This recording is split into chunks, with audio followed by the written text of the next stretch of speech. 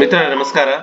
ಇವತ್ತು ನಾನು ನಿಮಗೆ ಹೇಳ್ಕೊಡ್ತಾ ಇದ್ದೀನಿ ಕೆನರಾ CSS ಪೋರ್ಟಲ್ ನಲ್ಲಿ ಹೇಗೆ ಪೇಮೆಂಟ್ ಅನ್ನ ಮಾಡೋದು ಅಂತ. ಈಗಾಗಲೇ ನೀವು ಯೂಸರ್ ಐಡಿ ಪಾಸ್ವರ್ಡ್ ಅನ್ನ ಚೇಂಜ್ ಮಾಡ್ಕೊಂಡಿರ್ತೀರಾ. ಅದು ಚೇಂಜ್ ಮಾಡ್ಕೊಳ್ಳಿಲ್ಲ ಅಂತ ಹೇಳಿದ್ರೆ ನೀವು ಇದೇ ಲಾಗಿನ್ ನಲ್ಲಿ ಇರ್ತಕ್ಕಂತಹ ಯೂಸರ್ ಐಡಿ ಪಾಸ್ವರ್ಡ್ ಅನ್ನು ಚೇಂಜ್ ಮಾಡೋ ವಿಧಾನವನ್ನ ನೀವು ನೋಡ್ಕೋಬಹುದು. ಜೊತೆಗೆ ಈಗ ನಾವು ಮೊದಲನೇದಾಗಿ ಪೇಮೆಂಟ್ ಮಾಡ್ಬೇಕು. ಈಗ ಪೇಮೆಂಟ್ ಮಾಡಬೇಕು ಅಂತ ಹೇಳಿದ್ರೆ ನೀವು ಮೊದಲಿಗೆ ವೆಂಡರ್ ಐಡಿಯನ್ನ ಆಲ್ರೆಡಿ ಕ್ರಿಯೇಟ್ ಮಾಡಿರಬೇಕು. ಮಾಡದೆ ಹೋದ್ರೆ ಅದು ಪೇಮೆಂಟ್ ಮಾಡೋದಕ್ಕೆ ಬರೋದಿಲ್ಲ. ಸೊ ಹೇಗೆ ವೆಂಡರ್ ಐಡಿಯನ್ನ ಕ್ರಿಯೇಟ್ ಮಾಡ್ಕೊಳ್ಳೋದು ಅನ್ನೋವಂಥದ್ದನ್ನ ಅದನ್ನು ಕೂಡ ಈ ಡಿಸ್ಕ್ರಿಪ್ಷನ್ ಬಾಕ್ಸ್ ಅಲ್ಲಿ ಕೊಟ್ಟಿರ್ತೀವಿ, ಮತ್ತೆ ಇದೇ ಲಾಗಿನ್ ಅಲ್ಲಿ ಇರುತ್ತೆ, ನೀವು ನೋಡ್ಕೋಬಹುದು. ಈಗ ನಾನು ಪೇಮೆಂಟ್ ಮಾಡೋದು ಹೇಗೆ ಅನ್ನೋವಂಥದ್ದನ್ನು ನೋಡ್ತೀನಿ. ಪೇಮೆಂಟ್ ಮಾಡೋದು ಮೊದಲಿಗೆ ಯಾರು ಮೇಕರ್ ಐಡಿನಲ್ಲಿ ಅದನ್ನ ಮಾಡಬೇಕು. ಈಗ ನಾನು ಮೇಕರ್ ಲಾಗಿನ್ ಮಾಡ್ತಾ ಇದ್ದೀನಿ.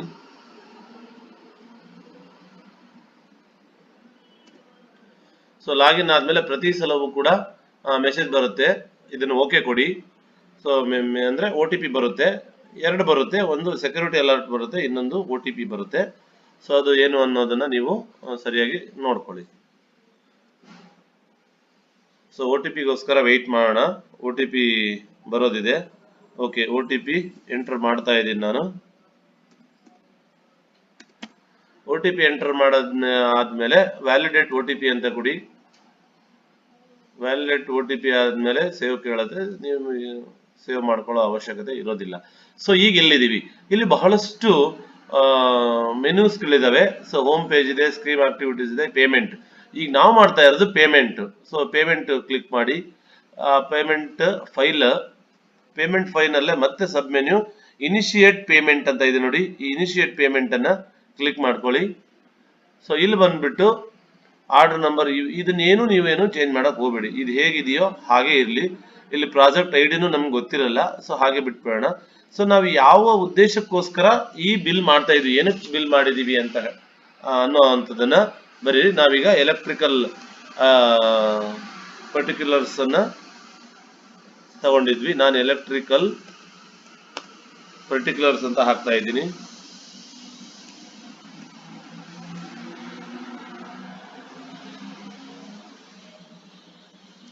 ಓಕೆ, ಸೊ ಇದನ್ನ ಮತ್ತೊಮ್ಮೆ ಕಾಪಿ ಮಾಡ್ಕೊಳ್ಳಿ. ಈ ಕಡೆ ಮತ್ತೆ ಅದನ್ನ ಪೇಸ್ಟ್ ಮಾಡೋ ಇರುತ್ತೆ, ಕಾಪಿ ಮಾಡ್ಕೊಂಡಿದ್ದೀನಿ. Next sanction number. ಈಗ ನೀವು ಸಾಂಕ್ಷನ್ ನಂಬರ್ ಇರುತ್ತಲ್ವಾ, ನಿಮ್ಮ ಆರ್ಡರ್ ಬಂದಿರುತ್ತಲ್ಲ, ಆ ಸಾಂಕ್ಷನ್ ನಂಬರ್ ಅನ್ನ ಎಂಟ್ರಿ ಮಾಡಿ. ನಂದು ಆಲ್ರೆಡಿ ಇರೋದ್ರಿಂದ ನಾನು ಮಾಡ್ತಾ ಇದ್ದೀನಿ. ಸೊ ಅದು ಆ ಸಾಂಕ್ಷನ್ ಡೇಟ್ ಅನ್ನ ನೀವು ಸೆಲೆಕ್ಟ್ ಮಾಡ್ಕೊಂಡು ಡೇಟ್ ಅನ್ನು ಕೂಡ ನೀವು ಮಾಡಬೇಕಾಗತ್ತೆ. ಸೊ ಆ ಸಾಂಕ್ಷನ್ ಆರ್ಡರ್ ಇದೆಯಲ್ಲ, ಆರ್ಡರ್ ಕಾಪಿಯನ್ನ ನೀವು ಮೊದಲೇ PDF ಅಲ್ಲಿ ಸೇವ್ ಮಾಡಿ ಇಟ್ಕೋಬೇಕು. ಆ PDF ಅನ್ನ ನೀವು ಇಲ್ಲಿ ಅಪ್ಲೋಡ್ ಮಾಡಬೇಕಾಗತ್ತೆ. ಸೊ ಅದನ್ನ ನಾನು ಚೂಸ್ ಮಾಡ್ಕೊಂಡು ಸೆಲೆಕ್ಟ್ ಮಾಡ್ಕೊಂಡಿದ್ದೀನಿ. ಈಗ ರಿಮಾರ್ಕ್ ಅಂತ ಇದೆ, ರಿಮಾರ್ಕ್ ಅಲ್ಲಿ ನೀವು ಆಗ್ಲೇ ಕಾಪಿ ಮಾಡ್ಕೊಂಡಿದ್ರಲ್ಲ, ಸೇಮ್ ಅದನ್ನೇ ನೀವು ಪೇಸ್ಟ್ ಮಾಡಿ.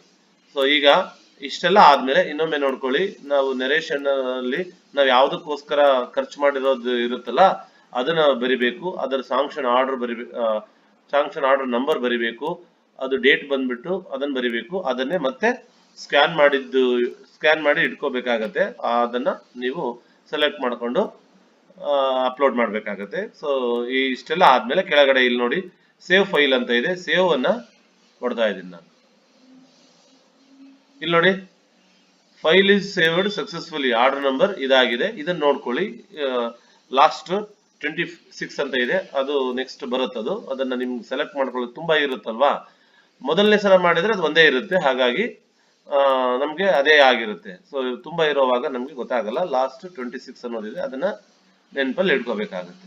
ಸೊ ಇಲ್ಲಿ ಮತ್ತೆ ಕೆಳಗಡೆ ಅಷ್ಟಾದ್ಮೇಲೆ proceed to selecting beneficiary or vendor ಅಂತ ಇದೆ, ಅದನ್ನ ಕ್ಲಿಕ್ ಮಾಡಿ. ಅದೇ ಪೇಜ್ ಅಲ್ಲಿ ಇದೆ. ಓಕೆ, ಅದಾದ್ಮೇಲೆ ನೆಕ್ಸ್ಟ್ ನಾವು ಲಾಸ್ಟ್ 26 ಅಂತ ಸೆಲೆಕ್ಟ್ ಮಾಡಿದ್ವಲ್ಲ, ಎಲೆಕ್ಟ್ರಿಕಲ್ ಪರ್ಟಿಕ್ಯುಲರ್ಸ್ ಅಂತ. ಸೊ ಅದನ್ನ ಕ್ಲಿಕ್ ಮಾಡಿ ಫೆಚ್ ಕೊಡಿ. ಫೆಚ್ ಕೊಟ್ಟಾದ್ಮೇಲೆ ಇಲ್ಲೇನ್ ಕೇಳ್ತಾ ಇದೆಯಾ ಅಂತ ಹೇಳಿದ್ರೆ, ಇಷ್ಟೆಲ್ಲ ಆದ್ಮೇಲೆ ನೆಕ್ಸ್ಟ್ ಸೆಲೆಕ್ಟ್ ವೆಂಡರ್ ಅಂತ ಇದೆ. ನೀವು ವೆಂಡರ್ ಡೀಟೇಲ್ಸ್ ಅಂದ್ರೆ ವೆಂಡರ್ ID ಏನಾದ್ರೂ ಗೊತ್ತಿದ್ರೆ, ವೆಂಡರ್ ಕೋಡ್ ಏನಾದ್ರೂ ಗೊತ್ತಿದ್ರೆ ನೇರವಾಗಿ ವೆಂಡರ್ ಕೋಡ್ ಅನ್ನ ನೀವು ಎಂಟರ್ ಮಾಡಿ. ಇಲ್ಲ ನಮ್ಗೆ ವೆಂಡರ್ ಕೋಡ್ ಗೊತ್ತಾಗ್ತಾ ಇಲ್ಲ ಅಂತ ಹೇಳಿದ್ರೆ ನೀವು ಮೊದಲೇ ಬರ್ದಿಟ್ಕೊಂಡ್ರೆ ಒಳ್ಳೇದು. ಸೊ ಗೊತ್ತಾಗ್ತಿಲ್ಲ ಅಂತ ಹೇಳಿದ್ರೆ ನೋ ಪ್ರಾಬ್ಲಮ್, ಇಲ್ಲಿ ಫೈಂಡ್ ವೆಂಡರ್ ಅಂತ ಇದೆ. ನೀವು ಆ ವೆಂಡರ್ ಅನ್ನ ಫೈಂಡ್ ಮಾಡೋದು ಹೇಗೆ ಅಂದ್ರೆ, ಇಲ್ಲಿ ಇಷ್ಟು ಕಾಲಮ್ ಇದೆಯಲ್ಲ, ಇಷ್ಟು ಕಾಲಮ್ ಅಲ್ಲಿ ಯಾವ್ದಾದ್ರು ಒಂದು ಕಾಲಮ್ ಅನ್ನ ನೀವು ಭರ್ತಿ ಮಾಡಿಬಿಟ್ಟು ಏನ್ ಮಾಡ್ಬೇಕು,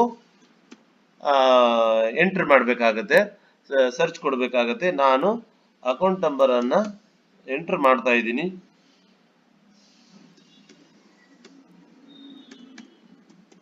ಸೊ ಇಷ್ಟ ಆದ್ಮೇಲೆ ನಾನು ಸರ್ಚ್ ಕೊಡ್ತೀನಿ. ಸೊ ಇಲ್ಲಿ ನಾವು ಯಾವುದಕ್ಕೆ ಇದನ್ನ ಮಾಡಿದ್ವೋ, ಸರ್ಚ್ ಕೊಟ್ಟಿದ್ವೋ ಅದು ಬಂದಿದೆ. ನಾವೇ ವೆಂಡರ್ ಅನ್ನ ಕ್ರಿಯೇಟ್ ಮಾಡೋದಾಗಿರೋದ್ರಿಂದ ನಮ್ಗೆ ಗೊತ್ತಿರುತ್ತೆ. ಸೊ ಅದು ಬಂದಿದೆ. ಇಲ್ಲಿ ಬಂದ್ಬಿಟ್ಟು ಸೆಲೆಕ್ಟ್ ಕೊಡಿ. ಸೊ ಅದೀಗ ಸೆಲೆಕ್ಟ್ ಆಗಿರುತ್ತೆ, PFMS ಕೋಡ್ ಸೆಲೆಕ್ಟ್ ಆಗಿರುತ್ತೆ ನೋಡಿ, ಇದು ಅದರ PFMS ಕೋಡ್. ಸೊ ಈಗ ಇದನ್ನ ಫೆಚ್ ಕೊಡಿ. ಫೆಚ್ ಕೊಡ್ಬೇಕು. ಅದನ್ನ ಫೆಚ್ ಕೊಟ್ಟಾದ್ಮೇಲೆ ಈ ಕಾಲಮ್ ಓಪನ್ ಆಗಿರುತ್ತೆ. ಮೊದಲನೇದು ನೀವೇನು ಅಕೌಂಟ್ ಡೀಟೇಲ್ಸ್ ಅನ್ನ ಎಂಟರ್ ಮಾಡಿದ್ರೋ ಅದೇ ಅಕೌಂಟ್ ಡೀಟೇಲ್ಸ್ ಇಲ್ಲಿ ಬಂದಿದೆ.